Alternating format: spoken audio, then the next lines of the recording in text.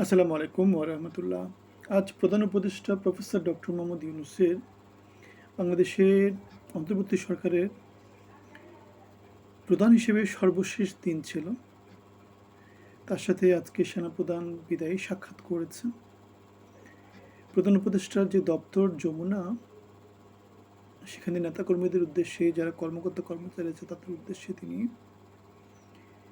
বিদায়ী একটা ভাষণ দিয়েছেন এবং সবার সাথে ফটো সেশন করেছেন। তার উপদেষ্টা পরিষদ আজকে ডিসলভ হয়ে গেল।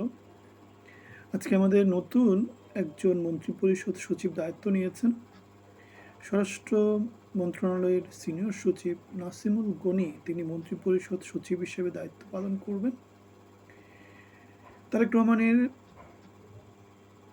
যে সরকার, সেই সরকার দায়িত্ব নেওয়ার জন্য বাংলাদেশে এখন পুরোপুরিভাবে প্রস্তুত আছে।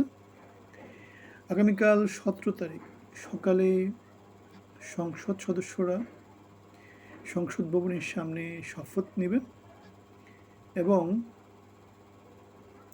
17 তারিখ বিকেলে রাষ্ট্রপতি মন্ত্রিপরিষদকে শপথ বাক্য পাঠ করাবেন।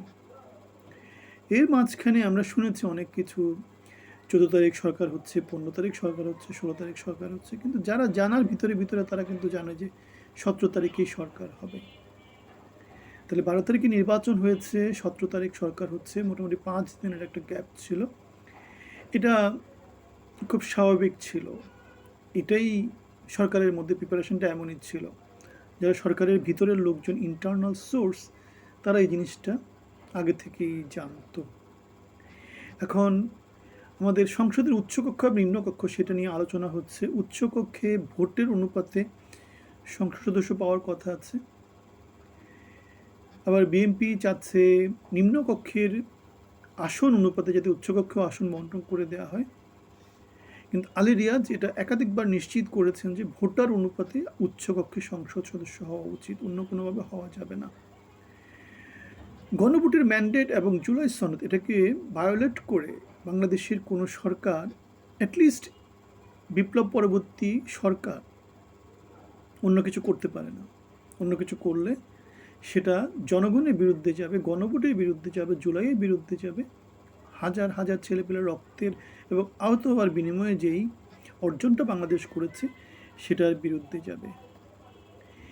এখন আমাদের প্রতিবেশী দেশ অথবা ডিপ স্টেট তাদেরকে খুশি করার জন্য যদি কেউ জুলাইয়ের বিরুদ্ধে যায়, গণভোটের বিরুদ্ধে যায়, ভারতের মতো করে যদি দেশটাকে চালায়, তাহলে সেটা জনগণের সাথে প্রতারণা এবং বেইমানি ছাড়া অন্য কিছু না, অন্য কিছু না।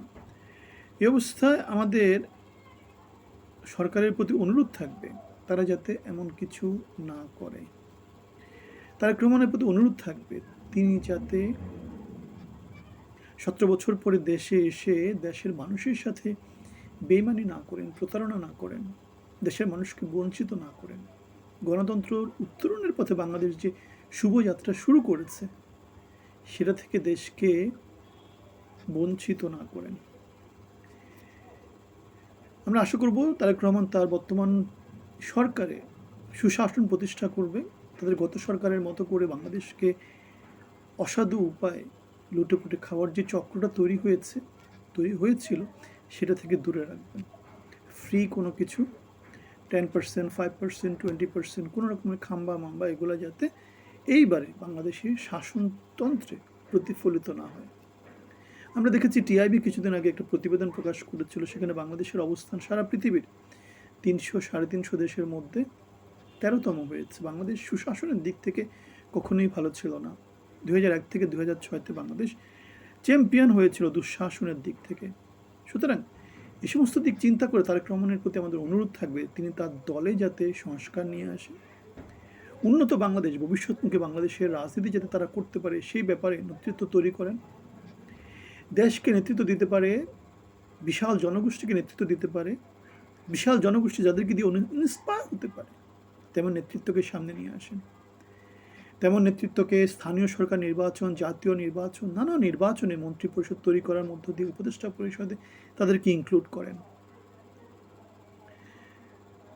অশিক্ষিত জিনিসপত্র তো বাংলাদেশ 54 বছর ধরে দেখেছে। তিনি তার মেয়েকে তো শিক্ষিত করেছেন, ব্যারিস্টার বানিয়েছেন, তার ওয়াইফও তো ডাক্তার। তার নিশ্চয়ই হতাশা আছে যে তিনি পড়াশোনা করতে পারেননি।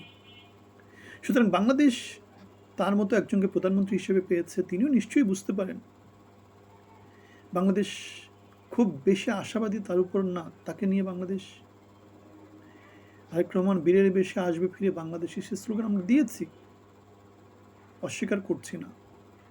কিন্তু ভবিষ্যৎ বাংলাদেশকে নেতৃত্ব দিতে হলে তিনি যেমন তার পড়াশোনা নিয়ে হতাশ, অবশ্যই তিনি হতাশ, কেননা সফলতা ব্যর্থতা এখান থেকে মূল্যায়ন করা যায়। তিনি নিজে নিজেকে মূল্যায়ন করেন। তার মেয়েকে তিনি শিক্ষিত বানিয়েছেন সফল করার জন্য, যে শিক্ষা আমি করতে পারিনি তুমি করো। এখন বাংলাদেশও তো ওরকম যোগ্য নেতৃত্ব চায়, এবং সেটা দেওয়ার সামর্থ্য রাখে হচ্ছে তারেক জিয়া এবং শেখ হাসিনা অথবা সজীব ওয়াজেদ জয়। সুতরাং বাংলাদেশ তার যোগ্য সন্তানদেরকে মূল্যায়িত করুক, বাংলাদেশ শিশির মনিরদেরকে মূল্যায়িত করুক, বাংলাদেশ তাসনিম জারাদের মূল্যায়িত করুক, বাংলাদেশ আমাদেরকে মূল্যায়িত করুক, বাংলাদেশ 17 বছরের ত্যাগীদেরকে মূল্যায়িত করুক, বাংলাদেশ 24-এর বিপ্লবীদেরকে মূল্যায়িত করুক। আপনাদের সবার জন্য শুভকামনা। আসসালামু আলাইকুম।